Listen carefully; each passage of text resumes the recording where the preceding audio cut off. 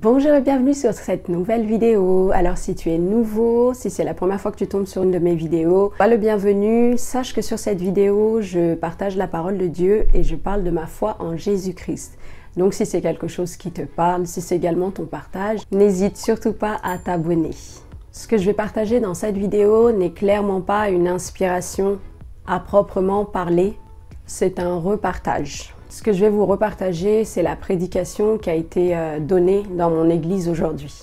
Et je précise qu'au moment où je fais cette vidéo, l'événement qui a fait que cette prédication est parlée à mon cœur est tout frais. C'est peut-être plus le cas au moment où vous voyez cette vidéo parce qu'il faut savoir que je programme mes vidéos à l'avance, donc il y a un petit décalage de 2 à 3 semaines. Donc si vous vous rappelez, j'avais posté dans l'onglet communauté un sondage pour savoir si pour vous soutenir quelqu'un ou une chaîne chrétienne c'était prier, liker, commenter, partager, etc.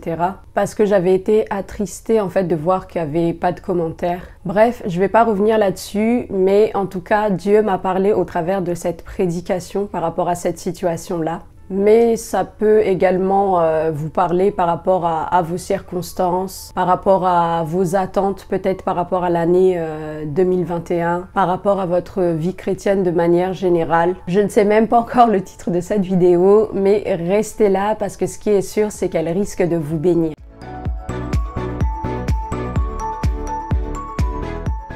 C'était le premier dimanche de l'année, donc la prédication portait sur les vœux, les souhaits pour la nouvelle année. Et le prédicateur disait que machinalement, on souhaitait des choses, le bonheur, la santé, la réussite, des choses qui ne correspondent pas forcément à la réalité. Et pour preuve, au moment où il partageait cette prédication, son épouse était à l'hôpital le matin même. Ces vœux ne sont pas mauvais, mais ils nous exhortent, nous, en tant que chrétiens, à ne pas nous baser sur ces choses-là. D'ailleurs, on ne souhaite pas, on prie, et on n'a pas de chance, on a une grâce. Il nous exhorte à nous baser sur la parole de Dieu, qui est vérité, qui a une puissance, qui donne vie, qui transforme profondément les vies. Donc, il propose 3 vœux.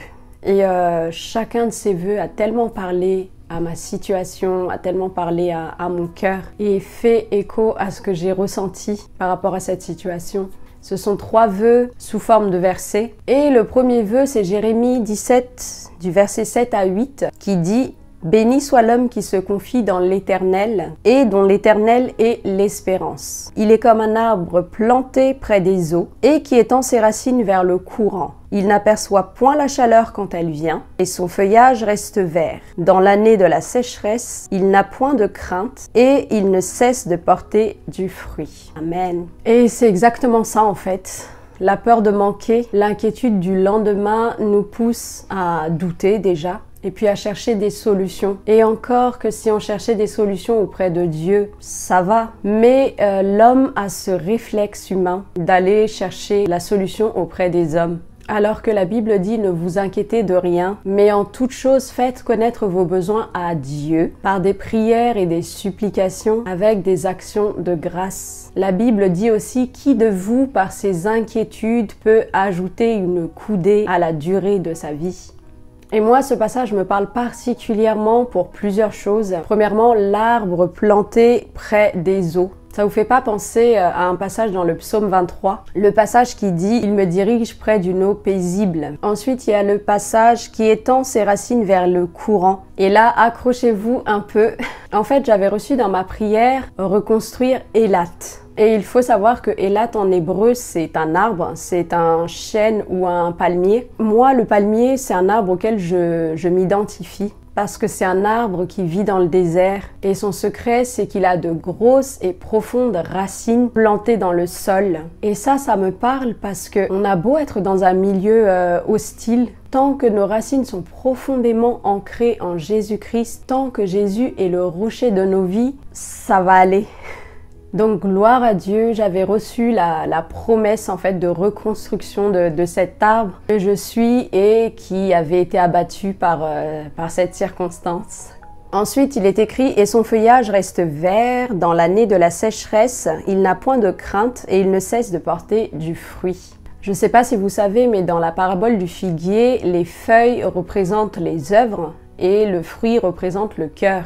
Et le figuier avait été retiré parce qu'il ne portait pas de fruits, alors que sans doute il portait des feuilles à ce moment-là, parce que Jésus voulait le cœur, pas les œuvres. Mais là, dans Jérémie, non seulement il y a les œuvres, mais il y a également le cœur. Ce qui veut dire que lorsque tu te confies en Dieu et non en l'homme, lorsque tu mets ta confiance en Dieu, tu es béni, tu ne redoutes rien. Tu ne redoutes aucun mal même, comme le dit encore Psaume 23. Et tu ne cesses de porter du fruit, même en temps de sécheresse. Le second vœu, c'est Deutéronome 30 au verset 16 qui dit « Car je te prescris aujourd'hui d'aimer l'Éternel, ton Dieu, de marcher dans ses voies et d'observer ses commandements, ses lois et ses ordonnances, afin que tu vives et que tu multiplies et que l'Éternel, ton Dieu, te bénisse dans le pays dont tu vas entrer en possession. » Si on devait résumer ce verset, on dirait « chercher le cœur de Dieu ». En tout cas, c'est ce que je dirais moi. Et c'est ce qu'a dit aussi le prédicateur.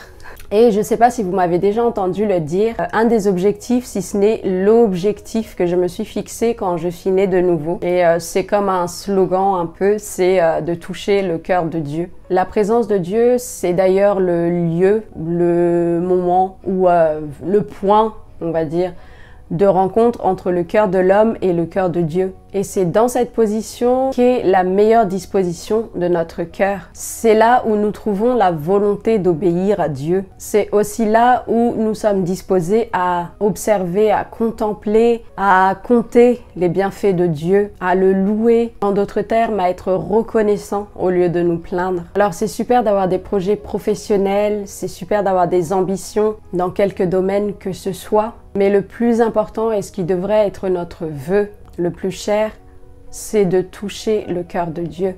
Et enfin, le troisième et dernier vœu, c'est Malachie chapitre 3 au verset 10 qui dit « Apportez à la maison du trésor toutes les dîmes, afin qu'il y ait de la nourriture dans ma maison. Mettez-moi de la sorte à l'épreuve, dit l'Éternel des armées, et vous verrez si je n'ouvre pas pour vous les écluses des cieux, si je ne répands pas sur vous la bénédiction en abondance. » Apparemment, c'est un des versets favoris des pasteurs. Moi, je pense que c'est aussi un verset de palabres et de débats inutiles. Et si vous êtes quelqu'un qui aime les débats inutiles, je vous invite à regarder la vidéo qui est juste ici. Oui, c'est le verset de la dîme.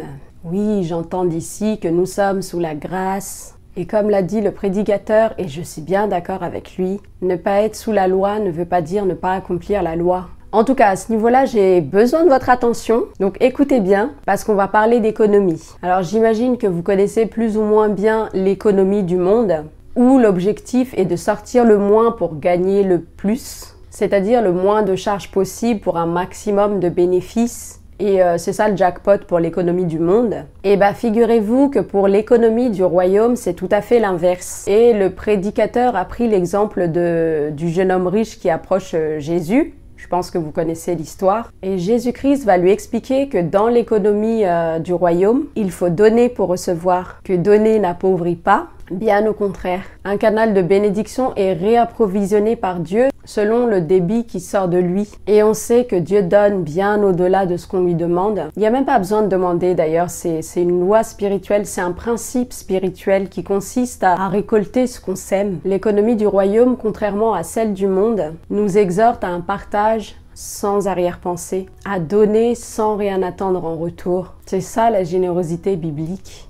Il y a plus de bonheur à donner qu'à recevoir. Donc pour conclure, pour cette année, quelles que soient vos circonstances, quelles que soient les situations, quelles que soient les difficultés que vous pouvez rencontrer, faites confiance à Dieu. Et plus que la réussite, plus que la santé, plus que le mariage, plus que le ministère, le service dans l'église, plus que toute autre chose, cherchons à toucher le cœur de Dieu. Et si tu veux être riche des richesses de Dieu, et pourquoi pas même des richesses du monde, fonctionne selon l'économie du royaume. Voilà, cette vidéo est maintenant terminée. Merci de l'avoir regardée jusque-là. Si elle vous a plu, n'hésitez pas à mettre un like. N'hésitez pas à la partager aussi, ça peut bénir quelqu'un. Et si vous n'êtes pas encore abonné, n'hésitez pas à le faire. et activez la cloche de notification pour être sûr d'être prévenu des nouvelles vidéos, même si, comme je l'ai déjà dit, je sors une vidéo chaque vendredi à 18 h. Si vous avez des questions, n'hésitez pas à m'écrire ou à me parler directement via Instagram. Si vous avez besoin d'exhortations quotidiennes, sachez que je suis très active sur Instagram, donc n'hésitez pas à venir me suivre également. Si vous avez des questions, si vous avez des sujets de prière, soit vous les mettez en commentaire, soit vous me les envoyez en privé sur Instagram. Et en attendant la prochaine vidéo, prenez bien soin de vous, soyez bénis et je vous dis à très bientôt.